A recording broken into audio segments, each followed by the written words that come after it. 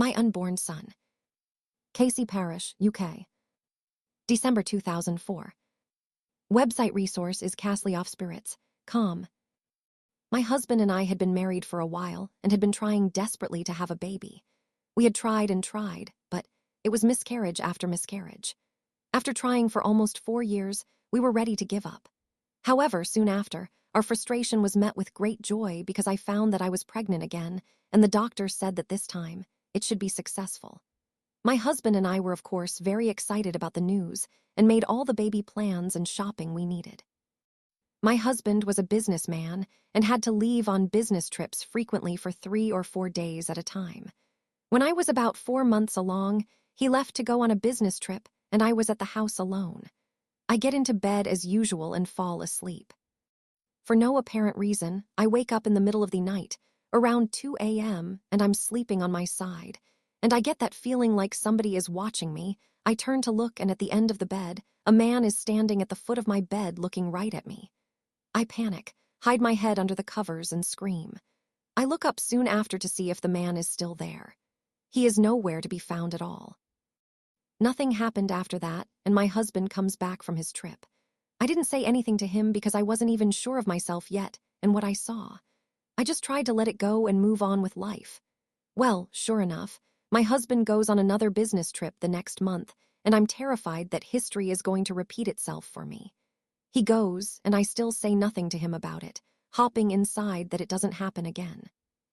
Sure enough, it happened again, and I am found awakened in the middle of the night by a man standing at the end of my bed looking at me, but always leaves the minute he sees that he is frightening me. Still not saying anything to my husband, I seek religious guidance and go to talk with my local bishop about what was happening to see if he could give me any advice. He told me he had a good feeling inside about the situation and that the spirit was not there to hurt me or scare me. Then what he said next shocked me. He said, "If you see this man again, introduce yourself and offer him your hand. By this, you will know his intentions." I thought it sounded crazy, but I trusted what he said and committed myself to doing it if it ever happened again. About 2 months later, my husband leaves on another business trip, and I'm alone in the house again, by this time, almost 7 months pregnant. I go to sleep and wake up in the middle of the night again. I slowly look over my shoulder to see if the man was there.